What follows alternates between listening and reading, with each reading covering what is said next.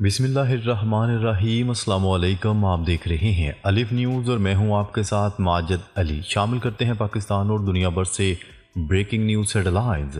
यरगमालियों को रिहा करो वरना भयानक नताइज के लिए तैयार हो जाओ। नेतन्याहू की हमास को धमकी।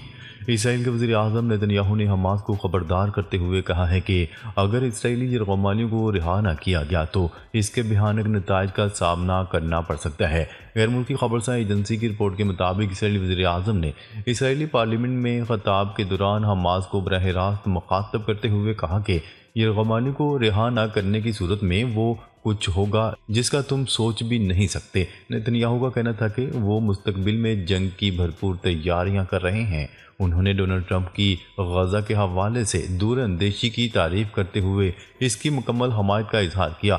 गजा जंगबंदी के मुआहदे का पहला मरहला हफ्ते को ख़त्म हो गया था, जिसके बाद इसराइल ने जंगबंदी में आर्जी तोसी और शर्त पर रखी थी कि हमास जंगबंदी का दूसरा मरहला शुरू किए बगैर बाकी मानदा यरगमालियों को रिहा कर दे, मगर हमास ने इस मुतालबे को रद्द करते हुए जंगबंदी के दूसरे मरहले पर जोर दिया था। इसलिए वज़ीर-ए-आज़म नेतन्याहू की पार्लियामेंट में तकरीर के दौरान यरगमालियों के लवाहकीन ने शदीद एहतजाज किया। इस दौरान सिक्योरिटी एहलकारों और यरगमालियों के लवाहकीन के दरमियान झड़पें भी हुई। खबर के अगले हिस्से में बात करते हैं। गजा पर खसूसी सरबराही इजलास आज काहिरा में शुरू होगा। अरब सरबराह आज काहिरा में मुनक्किद होने वाले खसूसी इजलास में गजा जंग के बाद पैदा होने वाली सूरत हाल के हवाले से मुश्तरका लाहे अमल के लिए इकट्ठे हो रहे हैं। गैर मुल्की मीडिया की रिपोर्ट के मुताबिक गजा के हवाले से मुख्तलिफ सरबराहान मुमलकत और नुमाइंदों की काहिरा आमद के सिलसिले में इतलात मिल रही हैं। इराक की खबरसां एजेंसी ने इराकी सदर अब्दुल लतीफ़ रशीद की काहिरा पहुंचने की तस्दीक कर दी। सरबराही इजलास में गजा के शहरियों की किसी और मुल्क मुंतकली को मुस्तरद किया जाएगा। फ़लस्तीनियों को इनके सरजमीन से बेदखल करने की किसी भी मुमकिन कोशिश को रोकने के लिए कानूनी और बैनुल अक़वामी इक़दामात उठाने के लिए अरब क़यादत में इत्तफ़ाक़ राय पर जोर दिया जाएगा। वाज़ेह रहे कि अमरीकी सदर ने गजा से फ़लस्तीनियों को बेदखल करने और इन्हें मिस्र और उर्दन में बसाने के हवाले से बयान दिया था, जिस पर अरब क़यादत समेत इस्लामी ममालिक ने शदीद रद्द-ए-अमल दिया था। खबर के अगले हिस्से में बात करते हैं। अमेरिका ने यूक्रेन की फौजी इमदाद रोक दी। अमेरिकी सदर डोनाल्ड ट्रंप और यूक्रेनी सदर ज़ेलेंस्की के दरमियान झड़प के बाद वाशिंगटन ने कीव के लिए फौजी इमदाद गैर मुअय्यना मुद्दत के लिए रोक दी। व्हाइट हाउस के एक एहलकार ने फौजी इमदाद की मातली की तस्दीक करते हुए कहा कि हम इमदाद को रोक कर इसका जायज़ा ले रहे हैं ताकि ये यकीन दहानी की जा सके कि ये किसी हाल में मावन साबित हो रही है या नहीं। क्या रहे कि अमेरिका रूस के यूक्रेन पर हमले के बाद से यूक्रेन को असला फराहम करने वाला एक अहम मुल्क रहा है। 3 साल पहले रूस के हमले के आगाज़ के बाद अमेरिका ने यूक्रेन को बड़ी मिकदार में हथियार फराहम किए थे। खबर के अगले हिस्से में बात करते हैं। ज़ेलेंस्की ने रूस के साथ अमन की हमायत न की तो ज़्यादा देर नहीं रह सकेंगे, डोनाल्ड ट्रंप की धमकी। अमेरिकी सदर डोनाल्ड ट्रंप का कहना है कि यूक्रेनी सदर ज़ेलेंस्की को अमेरिकी सपोर्ट को मज़ीद सराहना चाहिए था। यूक्रेन की मादनियात से मुतल्लिक मुआहदे की एक अपडेट आज रात को देंगे। अमेरिकी सदर ने कहा कि यूक्रेनी सदर ज़ेलेंस्की ने रूस के साथ अमन की हमायत न की तो ज़्यादा देर नहीं रह सकेंगे। दूसरी तरफ अमेरिकी सदर ने कहा कि मैक्सिको या कनाडा के लिए 25% टैरिफ का इतलाक आज से होगा। कनाडा से तवानाई की दरामदात पर 10% टैरिफ आयद होगा। खबर के अगले हिस्से में बात करते हैं। यूक्रेनी सदर का फैसला अमेरिकी दफ्तर में नहीं होगा, ज़ेलेंस्की का दो टोक पैगाम। यूक्रेनी सदर ज़ेलेंस्की ने इस्तीफे का मुतालबा करने वाले अमेरिकी इस सेनेटर को मुंह तोड़ जवाब दे दिया। ओवल ऑफिस में अमेरिकी सदर डोनाल्ड ट्रंप और यूक्रेनी सदर ज़ेलेंस्की के दरमियान गर्मा गर्म जुमलों के बाद अमेरिकी सेनेटर लिंडसे ग्राहम ने यूक्रेनी सदर से इस्तीफे का मुतालबा कर दिया। अमेरिकी सदर के साथ होने वाली बहस के बाद यूक्रेनी सदर ने एक सवाल का जवाब देते हुए अमेरिकी सेनेटर लिंडसे ग्राहम को करारा जवाब देते हुए صدر زیلنسکی سے جب امریکی سینیٹر کی جانب سے استعفے کے مطالبے سے متعلق سوال کیا گیا تو انہوں نے کہا کہ میں لنڈسے گراہم کو یوکرین کی شہریت دینے کی پیشکش کرتا ہوں۔ وہ چاہتے ہیں کہ ان کے مطالبے میں کچھ وزن ہو تو وہ یوکرینی شہریت حاصل کر سکتے ہیں۔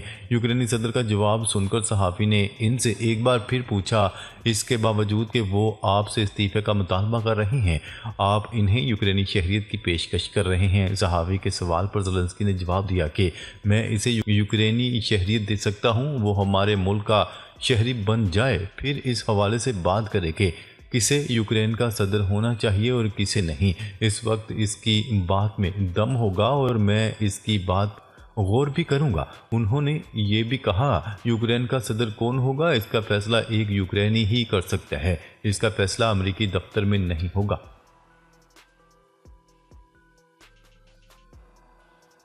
خبر کے اگلے حصے میں بات کرتے ہیں اسرائیلی فوج کی شام میں غیر قانونی پیش قدمی جاری، 13 کلومیٹر علاقے پر قبضہ کر لیا۔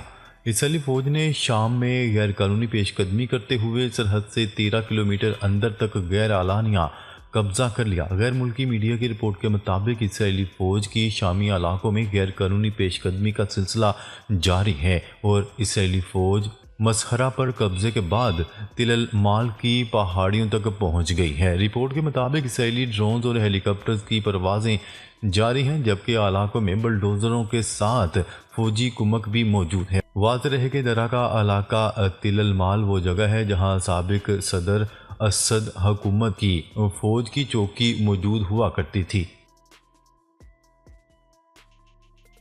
خبر کے اگلے حصے میں بات کرتے ہیں روس کی یوکرین میں یورپی امن دستوں کی ممکنہ تعیناتی کی مخالفت۔ روس نے یوکرین میں یورپی امن دستوں کی ممکنہ تعیناتی کی مخالفت کر دی۔ اقوام متحدہ کے ویانا دفتر میں روس کے نئے مستقل مندوب میخائل آلیوف نے کہا ہے کہ 2 وجوہات کے سبب یورپی امن دستے قبول نہیں کر سکتے۔ انہوں نے کہا کہ اول یہ کہ یورپی یونین غیر جانبدار نہیں جبکہ امن دستے غیر جانبدار ہونے چاہیے۔ دوسرا، روس یوکرین میں یورپی امن دستوں کا یکسر مخالف ہے۔ میخائل آلیوف نے مزید کہا کہ روس کو الٹی ترتیب کسی صورت برداشت نہیں۔ دوسری جانب روسی ایجنسی کا دعویٰ تھا کہ یورپ 1 لاکھ اہلکار یوکرین میں تعینات کرنا چاہتا ہے۔ برطانیہ اور فرانس نے امن دستے یورپ بھیجنے پر غور کیا تھا۔ خبر کے اگلے حصے میں بات کرتے ہیں رفح میں اسرائیلی فوج کی فائرنگ، 2 فلسطینی شہید، 3 شدید زخمی۔